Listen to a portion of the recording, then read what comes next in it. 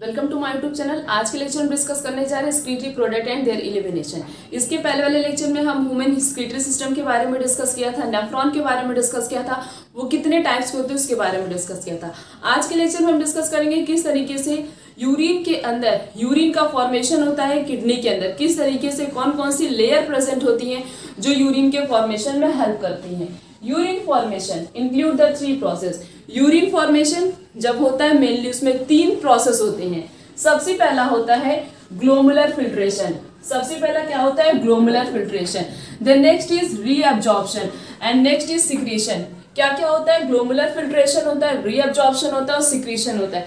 ये 3 स्टेप होते हैं तब जाके यूरिन का फॉर्मेशन होता है किडनी के अंदर। सबसे पहले हम डिस्कस करते हैं ग्लोमुलर फिल्ट्रेशन, जिसे और क्या बोल सकते हैं? अल्ट्रा फिल्ट्रेशन भी बोला जाता है।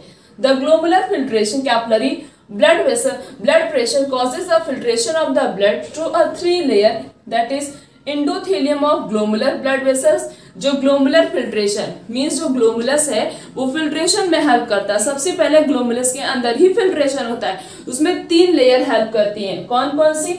एक होता है endothelium of glomerular blood vessel, दूसरी लेयर होती है एपिथेलियम ऑफ बोमेन कैप्सूल, तीसरा होता है basement membrane between the 2 layer. ये दो लेयर जो होती हैं एंडोथेलियम और एपिथेलियम, इन दोनों लेयर के बीच में बेसमेंट मेम्ब्रेन प्रेजेंट होता है। ये मेम्ब्रेन भी क्या करता है? फिल्ट्रेशन में हेल्प करता है। 3 लेयर हेल्प करती है। कौन कौन सी? Endothelium of glomerular blood vessels और दूसरी लेयर होती है एपिथेलियम ऑफ बोमेन कैप्सूल, तीसरा है basement membrane.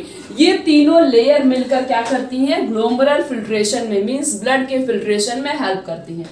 The next is the epithelial cell that is podocyte of the Bowman capsule are arranged in the integrate manner so as to leave a some minute space called the filtration slit or the slit pores। ये जो glomerular की layer होती है, ये ग्लोमुलस जैसे ही ग्लोमुलस हो गया, इसकी जो लेयर होती है इस तरीके से ये अरेंज होती है। इसकी जो पोडोसाइट होती है, एपिथेलियल सेल के पास पोडोसाइट प्रेजेंट होता है। ये जो पोडोसाइट का अरेंजमेंट होता है ये इस तरीके से अरेंज रहता है कि इसके बीच में कुछ माइन्यूट स्पेस रह जाते हैं। जैसे ये अरेंज है तो ये क्या कर रहा है? बीच बीच में स्पेस छोड़ दे रहा है, तो माइन्यूट स्पेस रह जाते हैं। इसी माइन्यूट स्पेस को क्या बोलते हैं? फिल्ट्रेशन स्लिट बोलते हैं। क्या बोलते हैं? फिल्ट्रेशन स्लिट, या तो इसे क्या बोल सकते हैं? स्लिट पोर्स बोल सकते हैं। ये स्लिट पोर किसके पास प्रेजेंट होता है? ये स्लिट पोर जो है एपिथेलियल सेल ऑफ ग्लोमुलस, ग्लोमुलस के एपिथेलियल सेल के पास प्रेजेंट होता है, जहां पे बोमेन कैप्सूल प्रेजेंट होता है। बोमेन कैप्सूल का इस तरीके से अरेंजमेंट हुआ है कि उसके पास मींस ये पोडोसाइट किसके पास प्रेजेंट है? ग्लोमुलस के पास, ग्लोमुलस के पास प्रेजेंट है। यहीं पे बोमेन कैप्सूल का भी अरेंजमेंट होता है, कप लाइक शेप का जो होता है। ये इस तरीके से अरेंज होता है किसके पास? छोटे छोटे माइन्यूट स्पेस रह जाते हैं। तो यही जो माइन्यूट स्पेस है इसे कहते हैं फिल्ट्रेशन स्लिट, और इसे जो है बोल सकते हैं स्लिट पोर। ये करता क्या? ये फिल्ट्रेशन में हेल्प करता है। Then next is thus almost all the constituent of the blood plasma except protein are filtered into the lumen of the Bowman capsule through this wall। जो बोमेन कैप्सूल के पास wall present होती है उससे सारी चीज पास हो जाती है। मींस जितनी भी चीजें प्रेजेंट होती हैं ब्लड में वो सब कुछ पास हो जाता है। किसको छोड़ के? प्रोटीन। क्यों? क्योंकि प्रोटीन की साइज लार्ज होती होगी, उस पोर से इसकी साइज वो पार नहीं हो पाता, तो प्रोटीन को छोड़ के बाकी सारी चीजें बोमेन कैप्सूल की वॉल से क्या होती हैं? पास हो जाती हैं। Then next is about 15 to 25% of water and solute are reabsorb from the blood plasma that flow through the glomerulus. Glomerulus से जो चीज भी पास होती है कम से कम उसमें से 15 से 25% क्या होता है? वाटर होता है, और सोल्यूट के भी कुछ पार्टिकल्स प्रेजेंट होते हैं। वो क्या होते हैं? वो ग्लोमुलस से फिल्टर ऑफ हो जाते हैं, फिल्ट्रेट हो जाते हैं। Then next is the amount of the filtrate formed in the cell of the nephron of both the kidney per minute is called the glomerular filtration rate। हमारे पास जो भी नेफ्रॉन, एक किडनी के पास कितना नेफ्रॉन होता है? 1 मिलियन नेफ्रॉन। ठीक है, एक किडनी के पास 1 मिलियन नेफ्रॉन, तो जितने भी नेफ्रॉन प्रेजेंट होते हैं वो क्या करते हैं? किडनी 1 मिनट में, पर मिनट में जितना कुछ भी फिल्टर करती है उसे क्या बोलते हैं? उसे बोलते हैं ग्लोमुलर फिल्ट्रेशन रेट, GFR। क्या बोलते हैं? हमारी किडनी 1 मिनट में कितना फिल्ट्रेशन कर रही है उसे क्या बोलते हैं? उसे कहते हैं glomerular filtration rate, that is GFR। Then next is A healthy individual, it is about 125 ml per minute. एक मिनट में कितना करती? 125 ml किडनी जो है एक मिनट में करती। तो GFR कितना हो गया? 125 ml। GFR कितना हो गया? 125 ml। Then next is glomerular filtration content. Glomerular filtrate के पास कौन कौन सी चीज प्रेजेंट होती है? लार्ज अमाउंट में वाटर प्रेजेंट होता है, ग्लूकोज प्रेजेंट होता है, अमाइनो एसिड प्रेजेंट होता है, सोडियम प्रेजेंट होता है, पोटेशियम होता है, यूरिया होता है, यूरिक एसिड, कीटोन बॉडी और बहुत सारे वाटर के और भी मॉलिक्यूल्स प्रेजेंट होते हैं। ये सारी चीजें जो है कौन फिल्टर करता है? Glomerular filtrate. मीन्स ये सारी चीजें ग्लोमेरुलर से फिल्ट्रेट हो जाती हैं, फिल्टर ऑफ हो जाती हैं। बट किसको छोड़ के? प्रोटीन। प्रोटीन नहीं पास हो पाता है। वो जो पोर्स प्रेजेंट होते हैं, वो जो फिल्ट्रेशन पोर प्रेजेंट होता है, उससे प्रोटीन नहीं पास हो जाता है। बाकी ये सारे मॉलिक्यूल्स क्या होते हैं? लार्ज अमाउंट में water, glucose, amino acid, sodium, potassium, urea, uric acid, ये सब क्या हो जाते हैं? पास हो जाते हैं। Then next is tubular reabsorption. From the Bowman capsule, the glomerular filtrate enter the proximal convoluted tubule. Bowman capsule से जितना भी glomerular filtrate होता है वो किस में इंटर करता है? PCT में इंटर करता है। किस में इंटर करता है? PCT, proximal convoluted tubule में जितना भी glomerular filtrate करता है वो सारी चीजें PCT में इंटर कर जाती हैं। The process of absorption of selected material from the filtrate into a blood of the peritubular capillary or the vasa recta. Peritubular capillary कहाँ प्रेजेंट होती? पेरीट्यूबुलर कैपिलरी जो होती है वो पीसीटी और डीसीटी के आसपास प्रेजेंट होती है। जहां पे पीसीटी और डीसीटी प्रेजेंट होता है उसी के चारों तरफ माइन्यूट छोटी छोटी बहुत सारी ब्लड कैपिलरीज प्रेजेंट होती है। तो यही जो पीसीटी और डीसीटी से छोटी छोटी ब्लड कैपिलरीज पास होती हैं उसे कहते हैं पेरीट्यूबुलर कैपिलरीज। और वासा रेक्टा कहाँ प्रेजेंट होता है? ये जो प्रेजेंट होता है ये हेनले लूप में प्रेजेंट होता है। किसके? Henle loop. कौन? हेनले लूप के दो पार्ट होते हैं, कल हमने पढ़ा था असेंडिंग और डिसेंडिंग लिप। यहाँ पे वासा रेक्टा प्रेजेंट होता है। तो जितने भी फिल्ट्रेट होते हैं, मींस जितना भी ग्लोमेरुलर फिल्ट्रेट करता है उसमें से सिलेक्टिव सब्सटेंस को पीसीटी, डीसीटी, असेंडिंग लिप और डिसेंडिंग लिप क्या करता है? रीअब्सॉर्ब कर लेता है। Even through 180 litre of glomerular filtrate is produce daily. कितना लीटर प्रोड्यूस होता है डेली? 180 लीटर ग्लोमेरुलर फिल्ट्रेशन होता है। कितना होता है? 180 लीटर। एक मिनट में कितना होता है? 125 ml और पूरे दिन का 180 लीटर हो गया। 180 लीटर ग्लोमेरुलर फिल्ट्रेट होता है, इज प्रोड्यूस डेली प्रोड्यूस होता है। उसमें से 99% को रीअब्सॉर्ब कौन करता है? Renal tubule. क्योंकि सब जितने भी वेस्ट मटेरियल होते हैं वो सारे ही वेस्टफुल नहीं होते, उसमें से कुछ चीजें कैसी होती हैं? बहुत यूजफुल होती हैं। तो उस फिल्ट्रेशन से जो ग्लोमेरुलर फिल्ट्रेशन होता है उसमें से 99% क्या कर लिया था? 99% सब्सटेंस को रीअब्सॉर्ब कर लिया जाता है। और रीअब्सॉर्प्शन में कौन हेल्प करता है? रीनल ट्यूब्यूल हेल्प करता है। कौन करता है? Renal tubule. तो 99% सब्सटेंस को रीनल ट्यूब्यूल क्या करता है? ग्लोमेरुलर फिल्ट्रेशन से रीअब्सॉर्ब कर लेता है। So normal volume of urine released, तो यूरिन कितना रिलीज होता है एक दिन में? 1.5 लीटर। कितना? 1.5 litre. Then next is substance like glucose. कुछ सब्सटेंस जैसे ग्लूकोज, अमाइनो एसिड और Na+, सोडियम एक्सेट्रा और भी बहुत सारे सब्सटेंस होते हैं in the filtrate are reabsorb actively. कुछ सब्सटेंस को एक्टिव ट्रांसपोर्ट की मदद से, मींस उनको एब्जॉर्ब करने के लिए, उनके एब्जॉर्प्शन के लिए एनर्जी की जरूरत पड़ती है। कुछ सब्सटेंस ऐसे होते हैं विदाउट एनर्जी, बिना एनर्जी के हम उनको क्या कर सकते हैं? यूटिलाइज कर सकते हैं, एब्जॉर्ब कर सकते हैं। जैसे कि ग्लूकोज, अमाइनो एसिड और सोडियम, इसको एब्जॉर्ब किया जाता है एक्टिव ट्रांसपोर्ट की हेल्प से। मींस इसको एब्जॉर्ब करने के लिए क्या चाहिए? एनर्जी, यूटिलाइज एनर्जी चाहिए। बट जैसे नाइट्रोजीनियस बेस जो हो गए, इसको एब्जॉर्ब किया जाता है by the help of passive transport. Nitrogenous waste को एब्जॉर्ब करने के लिए कोई भी एनर्जी की जरूरत नहीं पड़ती है। तो पेपर में ऐसे क्वेश्चन पूछे जाते हैं, कुछ सब्सटेंस का नाम दे दिया जाता है, पूछा जाता है कि इसमें कौन से सब्सटेंस में एनर्जी की जरूरत पड़ती है। तो कौन कौन से सब्सटेंस में पड़ती है? ग्लूकोज, अमाइनो एसिड और सोडियम। इसको एब्जॉर्ब करने के लिए किसकी जरूरत है? एनर्जी की, मींस एक्टिव ट्रांसपोर्ट होगा। बट नाइट्रोजीनियस वेस्ट को एब्जॉर्ब किया जाता है by the help of passive transport. Then next is function of tubules. अब हम देखते हैं कि अलग अलग जो टिब्यूल्स प्रेजेंट होते हैं जैसे PCT, DCT, Henle loop, collecting duct, इनका फंक्शन क्या होता है, ये कैसे सब्सटेंस को क्या करते हैं, सिलेक्टिव सब्सटेंस को दोबारा से रीअब्सॉर्ब कर लेते हैं। सबसे पहले देखते हैं पीसीटी का function, absorption of all essential nutrient and 70 to 80% of electrolytes and water help to maintain the pH and ionic balance of the body fluid by selective secretion of H+, ammonia and K+ into filtrate. ये क्या करता है, PCT, पहली बात तो PCT की जो lining होती है वो क्यूबॉइडल इपिथेलियम से बनी हुई होती है, पीसीटी और डीसीटी की दोनों की, और इसके पास लार्ज नंबर पे माइक्रोविलाई प्रेजेंट होता है, लार्ज नंबर पे माइक्रोविलाई प्रेजेंट होता है इसके पास। डीसीटी के पास इसे थोड़ा सा कम प्रेजेंट होता है। इसी वजह से पीसीटी के पास माइक्रोविलाई प्रेजेंट है, इसी वजह से ये पीसीटी जो है वो 70 से 80% इलेक्ट्रोलाइट्स और वाटर को क्या करता है, एब्जॉर्ब कर लेता है।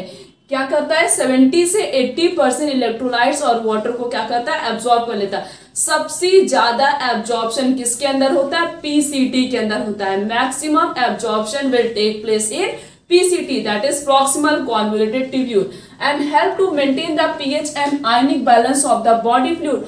और क्या करता है, pH और आयनिक बैलेंस में मेंटेन करता है, आयनिक बैलेंस को मेंटेन करता है।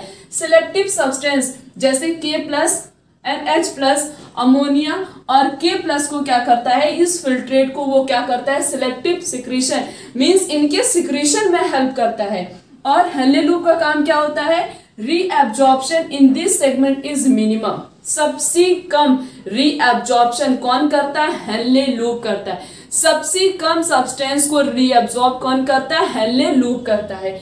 It play significant role in maintaining of high osmolarity of medullary interstitial fluid. जो मेडुलरी इंटरस्टिशियल फ्लूइड के बारे में अभी हम जो है काउंटर करंट मैकेनिज्म में पढ़ेंगे। तो ये क्या करता है, ये उन दोनों की ऑस्मोलरिटी, मींस ऑस्मोलरिटी जहां भी टर्म आए मींस वहां पे वाटर का बैलेंस, वाटर के बैलेंस में मेन रोल किसका होता है, हेनले लूप का। मींस वाटर H2O और NaCl, वाटर और सोडियम, इन दोनों का बैलेंस, सॉल्ट का बैलेंस हमारी बॉडी में कैसा होगा, नमक ज्यादा हो गया तो वो क्या करेगा, वाटर सिक्रीट करेगा, ताकि वाटर और सॉल्ट दोनों आपस में मिक्स हो जाए और उसका कंसंट्रेशन क्या हो जाए, डिक्रीज हो जाए। तो मेन रोल इसका यहीं पे होता है। Henle loop main role perform करता है, क्या मेंटेन करता है, high osmolarity of medullary interstitial fluid. इन दोनों को ये क्या करता है, हेनले लूप मेंटेन करता है। और सबसे ज्यादा एब्जॉर्प्शन किसके अंदर होता है, प्रॉक्सिमल कॉन्वोल्यूटेड ट्यूब्यूल के अंदर। Then next is DCT। DCT को क्या बोलते हैं, distal convoluted tubule. Conditional reabsorption of Na+ and H2O take place here. इसमें क्या होता है, जैसे पीसीटी में ज्यादा एब्जॉर्प्शन होता है उतना एब्जॉर्प्शन डीसीटी में नहीं होता है। कुछ ही सब्सटेंस का क्या होता है, एब्जॉर्प्शन होता है। Reabsorption of SCO3- and selective secretion, ये क्या करता है, SCO3- को रीअब्जॉर्ब कर लेता है दोबारा से। और कौन कौन से सब्सटेंस को सिक्रीट करता है, H+ और K+ को, और अमोनिया को भी करता है। Take place to maintain the pH of sodium potassium balance in the body. और क्या करता है, सोडियम और पोटेशियम बैलेंस को मेंटेन करता है। डीसीटी क्या करता है, सोडियम और पोटेशियम के बैलेंस को मेंटेन करता है हमारी बॉडी के अंदर। Then next is collecting duct. Large amount of water is absorbed from this region to produce concentration urine। इसमें क्या होता है, कलेक्टिंग डक्ट से लार्ज अमाउंट में ये वाटर को क्या करता है, एब्सॉर्ब कर लेता है, ताकि कंसंट्रेटेड यूरिन क्या हो सके, प्रोड्यूस हो सके। The next is it play a role in maintenance of pH and ionic balance of the blood of selective secretion. H+ और K+ आयन को क्या करता है, सिक्रीट करता है, और पीएच और आयनिक बैलेंस को क्या करता है, कलेक्टिंग डक्ट मेंटेन करता है। क्या करता है, पीएच और आयनिक बैलेंस को मेंटेन करता है बॉडी के अंदर। हमने इस पूरे लेक्चर में डिस्कस किया कि किस तरीके से यूरिन का फॉर्मेशन होता है, 3 स्टेप में यूरिन का फॉर्मेशन होता है, और जो है ये भी देखा कि कौन कौन से ट्यूब्यूल किस तरीके से यूरिन के फॉर्मेशन में हेल्प करते हैं, कौन कौन से सब्सटेंस को क्या करते हैं, दोबारा से रीनल ट्यूब्यूल से एब्जॉर्ब कर लेते हैं। सबसे ज्यादा एब्जॉर्प्शन किसके अंदर होता है, पीसीटी के अंदर, सबसे कम हेनले लूप के अंदर। ऑफ किडनी फंक्शन, किस तरीके से ऐसे कौन कौन से हार्मोन होते हैं या ऐसे कौन कौन से किडनी के पास पार्ट प्रेजेंट होते हैं जो किडनी के फंक्शन को रेगुलेट करते हैं और उनके फंक्शन को कोऑर्डिनेट करते हैं। It is done by normal feedback mechanism involving the hypothalamus. Hypothalamus कहाँ प्रेजेंट होता है? हमारे ब्रेन का पार्ट है। हाइपोथैलेमस किसका पार्ट है? हमारे ब्रेन का पार्ट है। Justamedullary apparatus, that is GJA, and the heart change in blood volume, body fluid volume and the ionic concentration activates osmoreceptor in the body. ये किसके किसके फीडबैक से होता है? हाइपोथैलेमस के फीडबैक से होता है और JGA के फीडबैक से होता है, हार्ट के फीडबैक से होता है। मींस अगर हमारी बॉडी में कहीं भी आयनिक कंसंट्रेशन बढ़ेगा या वॉल्यूम का कंसंट्रेशन बढ़ रहा है या बॉडी में कुछ चेंजेस क्रिएट हो रहे हैं या जैसे NaCl ज्यादा हो गया या वाटर ज्यादा हो गया बॉडी में, ऐसे कोई भी चेंजेस या ब्लड प्रेशर हाई हो गया, कोई भी चेंजेस जब बॉडी में होते तो सबसे पहले हाइपोथैलेमस, जस्टामेडुलरी नेफ्रॉन और कौन कौन से और हार्ट, इनमें चेंजेस, ये चेंजेस शो करने लगते हैं। क्या करने लगते हैं? चेंजेस शो करने लगते हैं बॉडी वॉल्यूम में, बॉडी फ्लूइड वॉल्यूम में, आयनिक कंसंट्रेशन में। ये किसको एक्टिवेट करते हैं? जब बॉडी में कुछ ऐसा कुछ चेंजेस दिखाई देता है तो सबसे पहले ये सब किसको एक्टिवेट करते हैं? Osmo receptor. क्यों? क्योंकि हमारी बॉडी पे जगह जगह पे ऑस्मो रिसेप्टर प्रेजेंट होते हैं बॉडी में, जो क्या होते हैं? इन सब के चेंजेस की वजह से एक्टिवेट हो जाते हैं। जब इनके अंदर एक्टिवेशन होता है तब क्या होता है? सबसे पहले हम बात करते हैं regulation of ADH, that is vasopressin. किस तरीके से vasopressin, ADH hormone, anti diuretic hormone help करता है। This hormone play a important role in regulation when body fluid level decrease the osmo receptor stimulate the hypothalamus. अगर body के अंदर ये जो ADH हार्मोन है, एंटी ड्यूरेटिक हार्मोन है, जिसे वासोप्रेसिन भी बोला जाता है, ये हार्मोन बहुत इंपॉर्टेंट रोल प्ले करता है रेगुलेशन में। अब कैसे करता है? When body fluid level decrease the osmo receptor stimulate the hypothalamus. जब हमारी बॉडी के अंदर किसी भी बॉडी फ्लूइड का लेवल क्या होगा? डिक्रीज हो जाएगा, तुरंत ही ये क्या होगा? रिसेप्टर क्या करेगा? जो जगह जगह पे ऑस्मो रिसेप्टर प्रेजेंट होते हैं वो किसको एक्टिवेट करेगा? हाइपोथैलेमस को। क्या रिलीज करने के लिए? एंटी ड्यूरेटिक हार्मोन रिलीज करने के लिए। हेल्प क्या करेगा? उसमें हेल्प किसमें करता है? Water dialysis by facilitating water reabsorption from DCT, that is distal convoluted tubule. ADH hormone किस तरीके से किडनी के फंक्शन को रेगुलेट करता है? पहले तो ये हार्मोन बहुत इंपॉर्टेंट रोल प्ले करता है रेगुलेशन में। जब बॉडी के अंदर, सपोज हमारी बॉडी के अंदर वाटर का कंसंट्रेशन, जो वाटर है वो डिक्रीज हो गया, क्या हुआ? वाटर डिक्रीज हो गया। कोई भी बॉडी फ्लूइड का लेवल डिक्रीज हो गया। यहाँ पे अगर हम वाटर ले लें, कुछ भी ले लें, सपोज करते हैं यहाँ पे क्या हुआ? कोई भी बॉडी फ्लूइड का लेवल हमारी बॉडी के अंदर डिक्रीज होने के बाद ये जो ऑस्मो रिसेप्टर प्रेजेंट होते, इनको तुरंत एक्टिवेट, ये तुरंत एक्टिव होंगे। तो ये ऑस्मो रिसेप्टर जो हमारी बॉडी में प्रेजेंट है, ये क्या करेंगे? किसको सिग्नल सेंड करेंगे? हाइपोथैलेमस को। ऑस्मो रिसेप्टर ने सिग्नल किसको सेंड किया? हाइपोथैलेमस को। हाइपोथैलेमस क्या रिलीज करेगा? ADH हार्मोन रिलीज करेगा, means anti diuretic hormone release करेगा। जैसे ADH हार्मोन रिलीज होता है, ये ADH हार्मोन क्या करता है? वाटर को रीअब्सॉर्ब करता है। कहां से रीअब्सॉर्ब करता है? DCT से करता है, डिस्टल कॉन्वोल्यूटेड ट्यूब्यूल से। बॉडी फ्लूइड लेवल क्या हुआ? बॉडी के अंदर suppose water concentration, water decrease हो गया, तो ये कहीं ना कहीं से तो उसको वाटर चाहिए हमारी बॉडी के अंदर वाटर के लेवल को मेंटेन करने के लिए। तो ये क्या करेगा? ADH हार्मोन क्या करता है? वाटर को रीअब्सॉर्ब करता है। किससे रीअब्सॉर्ब करता है? DCT से करता है, डिस्टल कॉन्वोल्यूटेड ट्यूब्यूल से। The next is ADH constrict the blood vessels and causes the blood pressure to increase। इससे क्या होगा? ADH हार्मोन क्या करेगा? ब्लड प्रेशर को इंक्रीज कर देगा। जैसे ही ब्लड प्रेशर इंक्रीज होगा, इससे क्या होगा? इससे जो है ग्लोमुलर ब्लड फ्लो भी क्या होता है? इंक्रीज हो जाता है। ब्लड प्रेशर के इंक्रीज होने की वजह से ग्लोमुलर ब्लड फ्लो भी क्या हो जाता है? इंक्रीज हो जाता है। नेक्स्ट मैकेनिज्म जो है कौन परफॉर्म करता है? जस्टाग्लोमुलर एपरेटस किस तरीके से किडनी के फंक्शन को रेगुलेट करता है? अ फॉल ऑफ, इसे जो है रेनिन एंजियोटेंसिन मैकेनिज्म भी बोल सकते हैं। A fall of glomerular blood flow, glomerular blood pressure, that is GFR activate to JG cell to release renin. इससे क्या होगा, जैसे ही ब्लड प्रेशर इंक्रीज होगा और GFR रेट क्या हुआ, ग्लोमेरुलर ब्लड फ्लो का रेट क्या हुआ, इंक्रीज हो गया। इसके इंक्रीज होने की वजह से क्या होगा, ये क्या करेगा, GFR किसको एक्टिवेट करेगा, जी सेल को एक्टिवेट करेगा। किसको एक्टिवेट करेगा, जस्टा ग्लोमेरुलर को एक्टिवेट करेगा। जस्टा ग्लोमेरुलर क्या रिलीज करेगा, रेनिन रिलीज करेगा। क्या रिलीज करेगा, रेनिन रिलीज करेगा। उसके बाद ये जो रेनिन है ये कन्वर्ट करता है एंजियोटेंसिनोजेन को। किसको, एंजियोटेंसिनोजेन को कन्वर्ट करता है किसके अंदर, एंजियोटेंसिन 1 के अंदर और किसके अंदर, एंजियोटेंसिनोजेन 2 के अंदर। ये जो एंजियोटेंसिनोजेन है ये क्या करता है, ये रेनिन की हेल्प से, यहाँ पे लिखा ना, रेनिन कन्वर्ट क्या करता है, एंजियोटेंसिनोजेन को। एंजियोटेंसिनोजेन जो है रेनिन की हेल्प से किसमें चेंज होगा, एंजियोटेंसिन 1 में, और किसमें चेंज होता है, और चेंज होता है एंजियोटेंसिन 2 में। किसमें चेंज होगा, रेनिन की हेल्प से एंजियोटेंसिनोजेन चेंज होता है। किसमें चेंज होता है, एंजियोटेंसिन 1 में चेंज होता है और किसमें चेंज होता है, एंजियोटेंसिन 2 में। The next point is angiotensin 2 is more powerful than, अभी क्या होता है, एंजियोटेंसिनोजेन जो है वो रेनिन की हेल्प से किसमें कन्वर्ट हुआ था, एंजियोटेंसिन 1 और 2 में।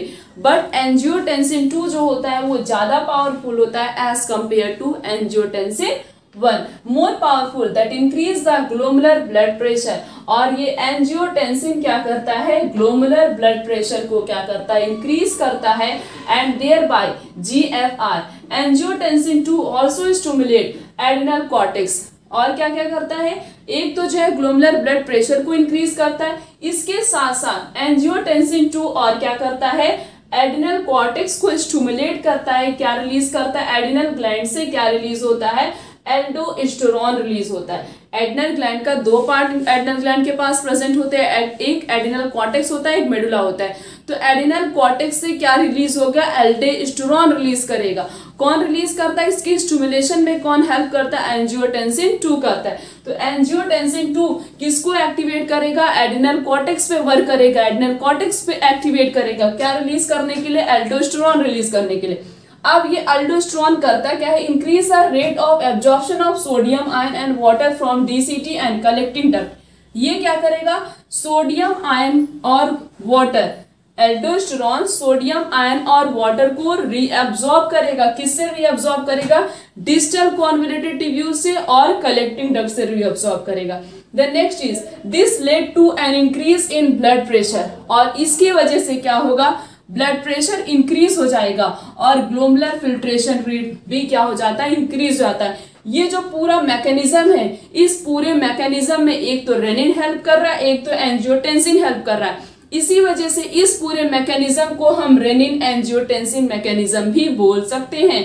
क्योंकि कि अभी क्या हुआ था, अभी यही तो हुआ था, एंटीनोजेन प्रेजेंट था, रेनिन प्रेजेंट था, वो क्या कर रहा था, एंटीनोजेन को क्या कर रहा था, किसमें कन्वर्ट, एंटीनोजेन 1 में और 2 में कन्वर्ट कर रहा था। जो ज्यादा पावर कौन होता है, एंटीनोजेन 2 पावर ज्यादा पावरफुल होता है। और ये क्या करता है, ये किसको एक्टिवेट करता है, ये एड्रिनल कॉर्टेक्स को एक्टिवेट करता है। क्या रिलीज करने के लिए, एल्डोस्टेरोन रिलीज करने के लिए।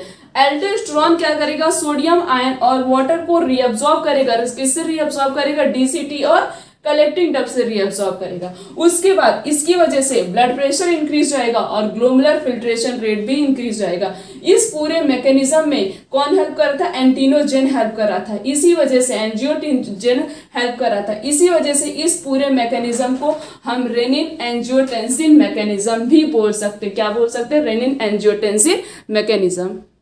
The next is regulation by arterial nephrotic factor that is ANF। अब किस तरीके से ANF जो है किडनी के फंक्शन को रेगुलेट करता है।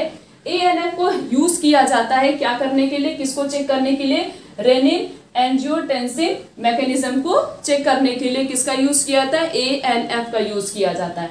An increase in blood flow to the artery of the heart cause the release of the atrial natriuretic factor. जैसे ही ब्लड फ्लो मीन्स बहुत ही तेज तेज आर्टरी में ब्लड फ्लो होने लगेगा, इससे क्या होगा, वो क्या रिलीज करेगा, कौन सा हार्मोन, आर्टियल न्यूट्रेटिक फैक्टर रिलीज करेगा। और ये आर्टियल न्यूट्रेटिक फैक्टर किससे रिलीज होता है, हार्ट की आर्टरी से रिलीज होता है।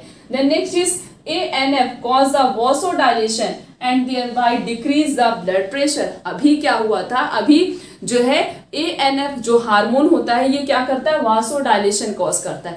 एल्डोस्टेरोन ने क्या किया था, सोडियम और वाटर को एब्जॉर्ब किया था, किससे किससे, DCT और कलेक्टिंग डक्ट, जिसकी वजह से ब्लड प्रेशर इंक्रीज हो जाता है। जैसे ही ANF आर्टरी जो होती है, हार्ट की आर्टरी, वो ANF हार्मोन रिलीज करती है, तुरंत ये क्या करता है, उन सबको मींस वाटर को और सोडियम को दोनों को आपस में मिक्स कर देता है, जिसकी वजह से उसका जो कंसंट्रेशन लेवल हो जाता है वो डिक्रीज हो जाता है, और जिसकी वजह से ब्लड प्रेशर भी क्या होता है, डिक्रीज हो जाता है।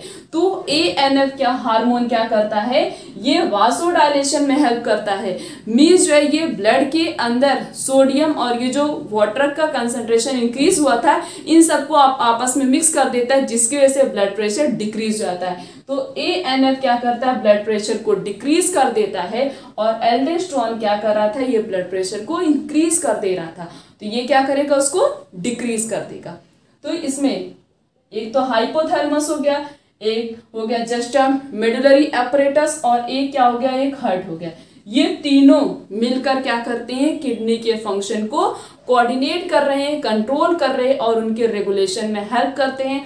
डिफरेंट टाइप के हार्मोन्स रिलीज करते हैं, जिसकी वजह से हमारी किडनी का फंक्शन जो है वो कंट्रोल होता है और प्रॉपर अपना फंक्शन। वो हमारे लेक्चर में हम आगे के टॉपिक्स को क्लियर करेंगे। आज का लेक्चर यहीं तक, थैंक यू।